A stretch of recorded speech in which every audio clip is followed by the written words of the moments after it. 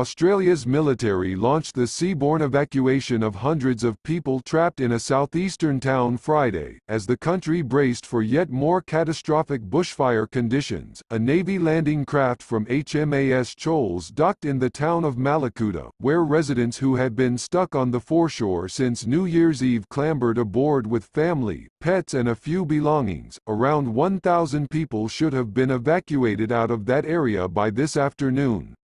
Prime Minister Scott Morrison said, at least 20 people have died, dozens are missing, more than 1,300 homes have been damaged in an unprecedented months-long bushfire crisis that has torched an area roughly double the size of Belgium or Hawaii.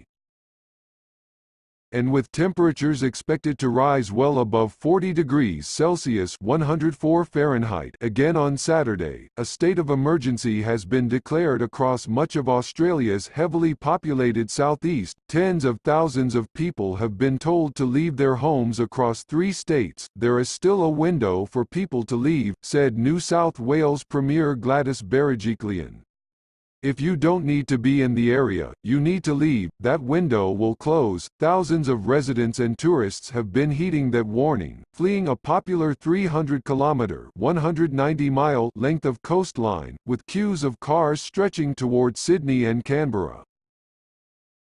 On the road north of Nowra, families sat amid the haze in cars loaded with dogs, surfboards and bicycles, with traffic at a virtual standstill. Eloise Givney, 26, escaped from the blazes with police escort after she and a large group of family members had spent 4 days isolated without power, phones or internet. The fire came within about 50 meters of us and we drove through fire, because there's only one road in and one road out, she told AFP, adding the flames soared 15 meters high on either side of the road. We've been stuck without power for 4 days now. We haven't been able to feed the kids. We've got 5 kids with us, and we ran out of food about a day ago. New South Wales Transport Minister Andrew Constance called it the largest evacuation of people out of the region ever. Military aircraft have been deployed to deliver relief supplies to isolated areas. Victoria Premier Dan Andrews said, satellite phones have now been dropped into a number of regions along with water and emergency supplies. Facing vast fire fronts, emergency services have been struggling to cope. Adam Harris, captain of the Rural Fire Service in Sussex Inlet, which was hit by the New Year's Eve blazes and remained under threat, said there were not enough fire crews on the ground. Every resource is being used, that's the thing. There's so much fire on the ground that you've got to use every resource.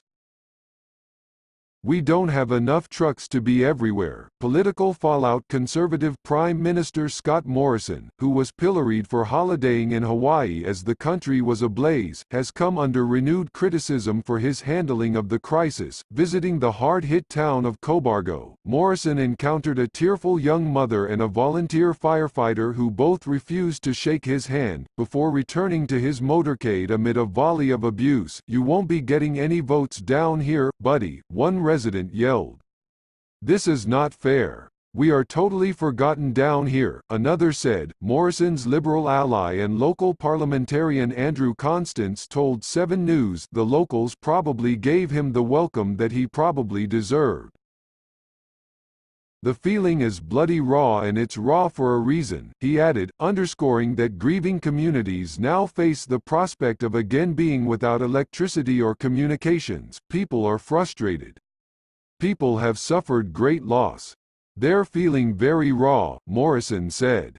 "I understand how people are feeling, and however they wish to respond is a matter for them. I don't take it personally." With no sign of let-up in the fires, Morrison said he was inclined not to proceed with a visit to India in 9 days' time. The crisis has also touched cities like Sydney and Melbourne, home to several million people.